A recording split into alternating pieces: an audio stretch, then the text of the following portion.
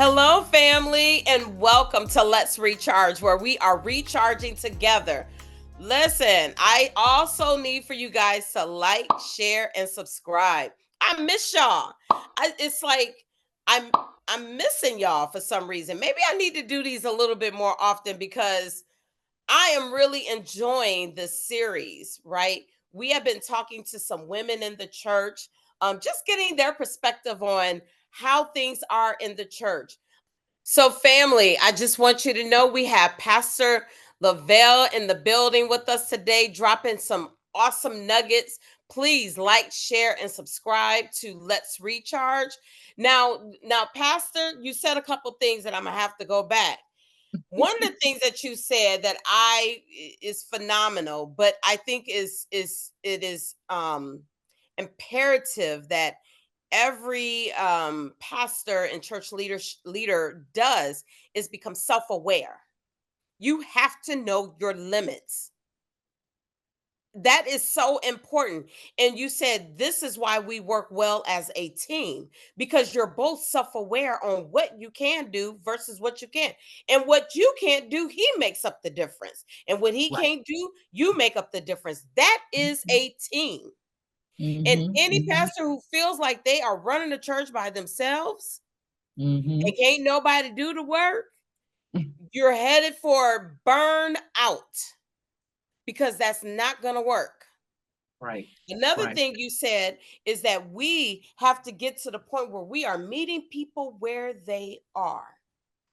I got a question. Why is Sure. it that God can meet us where we are as humans and we can't offer the same thing to humans? Why is that? Whew. I'd like to say in our world that we live in as therapists, as clinicians, is that I believe that sometimes we are suffering from delusions of grandeur. And I mean that in all kindness, We because are I think suffering that from delusions of what?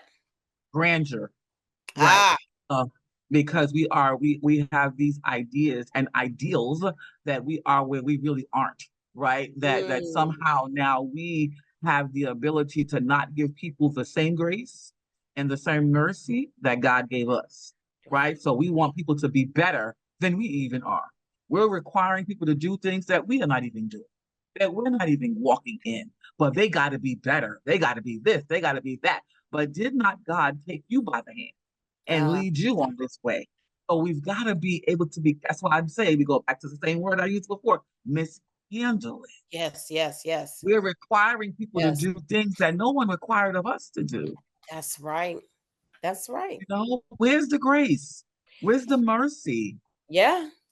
And And I just and want to say, I just want to add that to about we was a team. And in my church, there's a senior pastor, myself as the executive pastor, and there are two other pastors, right? So we're a good team, and we all know where our capacity levels are.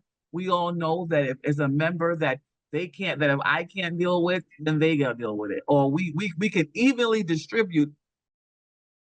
We know each other's gifts and talents, our proclivities, right?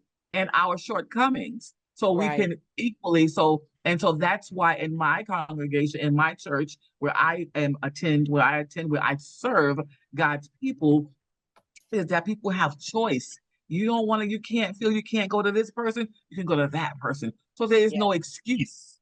There's no Yeah. excuse for not getting help. Now, there are many congregations where there's one pastor.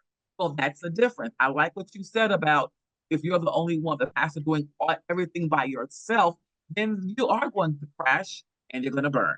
And because sometimes I think senior leadership and pastors in particular do everything because they think no one can do it. My Yeah. question is, as a leader, we are to equip our people. It's like a parent. Either we're Yeah. equipping our children to grow up to be functional adults in society, or we're handicapping them. Wow. And you are so right. You are so right on every level. You are so right. And I would never be able to, and I'm gonna go here too. If you are a pastor of a small congregation or you're just getting started as a pastor, you have to have a covering. And maybe in your covering is where you will the ministers or the church leaders of your covering will help you make up the difference in your ministry. So you can't use that as an excuse, because I feel that when, it's just me, I'm starting off fresh, and I have a small congregation. You may have a small congregation, but you're going to have the same problems. So you need to go to your covering and ask for assistance to deal with mental health, because listen, people run to the small churches. I say this all the time. A lot of people assume that people who suffer with mental health run to the larger churches so that they can hide, but that's not true. They run to the smaller churches because they can get attention. And if I can get your attention, then I know I can get my needs met. So we have to, I don't know where that shift. Yes, I don't know why people think that. Well, why wouldn't they go to a larger church? They don't, because first of all, your smaller churches are those storefront churches, right? And they are usually in the hood, or they're in the more urban areas, if I Right. will, right? They're in the more urban areas. So I know that there's a storefront up the street, up the street, and if I don't have transportation, I'm just gonna head to that one. Now they can come with good intentions on trying to get some deliverance, right? Trying to get their needs met. But that's just it. They're coming to get their needs met. And if you are not equipped to handle the needs that they have, you're at a disservice to the community and to your congregation. So if you have a smaller church, you have to go to your covering. If you tell me you don't have a covering, then we have another problem, because everybody should have a covering. I I was mean, going there. okay. All right. So we in good faith. Everybody should have a covering. And if you don't have a covering, find one. Because your covering is going to have a skill set in their church that's going to be able to help you as you grow your church, so that you don't become burnt out. Because your burnout is real. Go a couple episodes back and you're going to find out burnout is real. Okay, pastors? All right. That's my soapbox. I'm glad you mentioned that, because I was thinking about that before. We're talking about pastors and you mentioned covering. And so there are a lot of churches out here that I'm not sure they have coverings or don't have covering. Your covering will be that one that will help you to guide you with the skill set, but also to help you in the areas where you are weak. That's the whole point to have a covering. Every pastor should have a pastor. Yeah. And that's your covering, technically, Yep. right? Yeah. But so when you say you don't have one, and yes, we know you stand on the word of God, and God is our ultimate covering, right? We get that. But there still should be someone in the earth realm, that God's delegated authority in the earth realm, that should have some type of leadership over you, right? Yes. And so therefore, so that you can be held accountable. If you're not held accountable, what are you doing? Who's checking you? Yep. Who's checking you? Renegade. So we got renegade. So you have to have somebody that's over you. Every pastor should have a pastor. Like every therapist should have a therapist. It's You just said it's just that the right. order. It's just Yeah. the order of things. And I was thinking that same thing. Every good therapist has a therapist. And I Correct. tell a lot of people that, right now I don't do therapy so much because I'm in management, but I tell, some of those patients there, hey, if your therapist don't have a therapist, you run. Right. You run, because how are their mental health being taken care of? And you have to think Correct. about that. If I'm pouring into you, who's pouring into me? Because that Right. cup is going to get empty. Mm-hmm. And Mm-hmm. that's the purpose of having coverings, you guys. It's not Yes. somebody just to look over everything you do or scrutinize everything you do. Somebody has to pour into you in order for you to keep moving.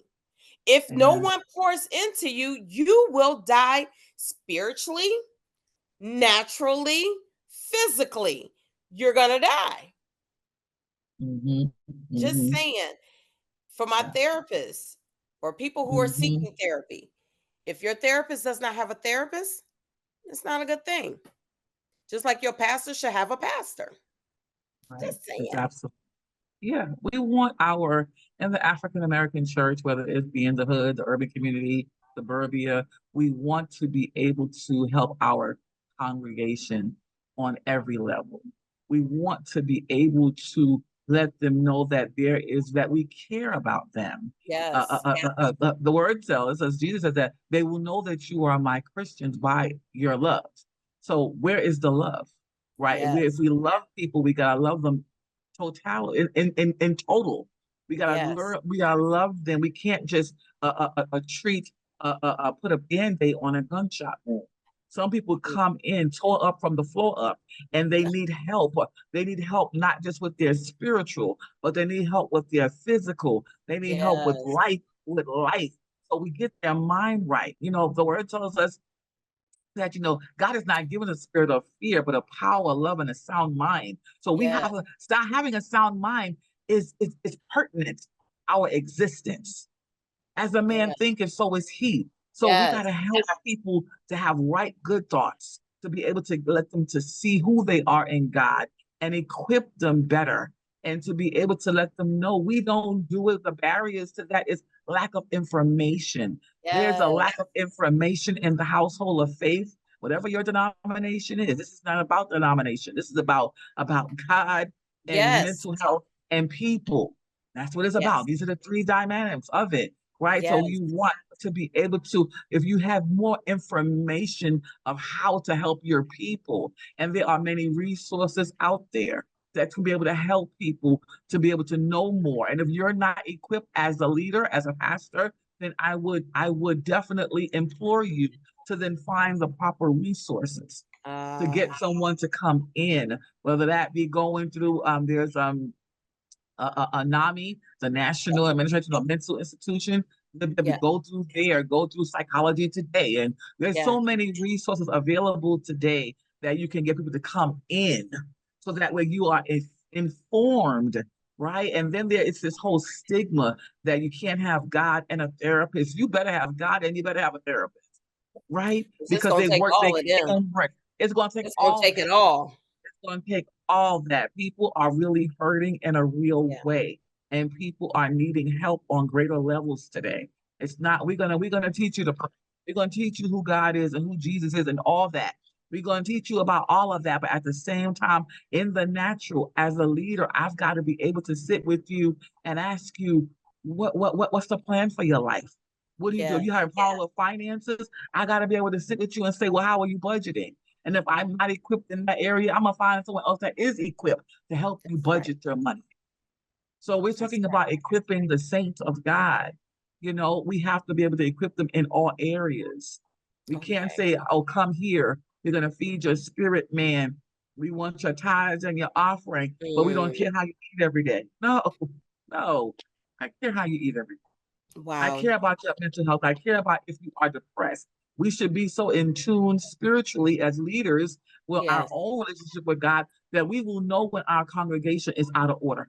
And we will Yes. know if someone is not in alignment. That we will know the person, Sister Susie Q, who always is smiling and happy, that when she walks through that door and something is off, not only do we pick it up in the spirit realm, but we should be able to pick it up in the natural. There you go.